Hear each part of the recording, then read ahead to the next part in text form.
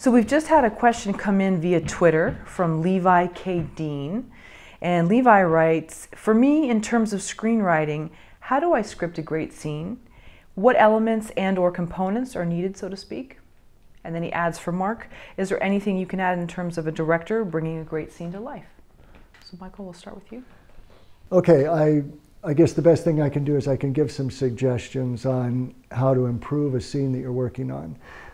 The first thing, before you even start writing the words of the scene, you want to step back and, as usual, my advice is ask questions.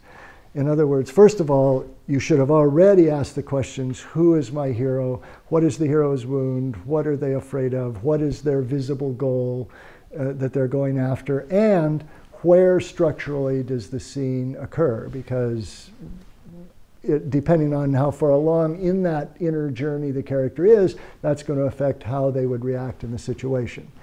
After you've figured those things out, then the next question you want to ask is, what does my character want in this scene?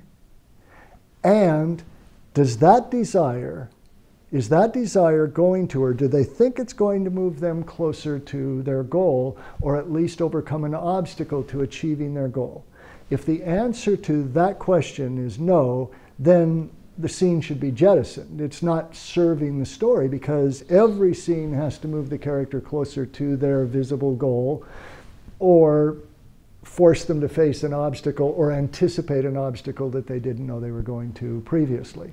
So let's say the answer is yes, though you do know that this is going to contribute to the goal, and you figure out what do they want to accomplish within the scene. Where do they want to be, or what do they want to have happen to the end of the scene?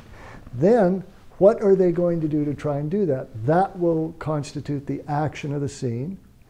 The dialogue you just set aside until all these other things are figured out, because the dialogue is only really to reveal in some way how they're feeling about the situation, or it's dialogue where they're trying to persuade somebody to do something or get above somebody else, take control of a situation, and so on. But first you want to see, what does the character want in the scene, and then what is the obstacle they must face in the scene to achieving that? Because the emotion of a movie and the emotion of any scene is primarily going to grow out of the conflict. If it's not the conflict being faced right then, it's the conflict that they are anticipating, or occasionally that the audience is anticipating. In a thriller, we may know that the killer's in the next room and all the hero wants to do is get to the kitchen to make a sandwich, but it's still about what do they want and what are we anticipating is going to get in their way. And then when it comes to dialogue, especially if you struggle with dialogue, get something down. You should get anything down to begin with, just so you've got a scene to work with rather than a blank page.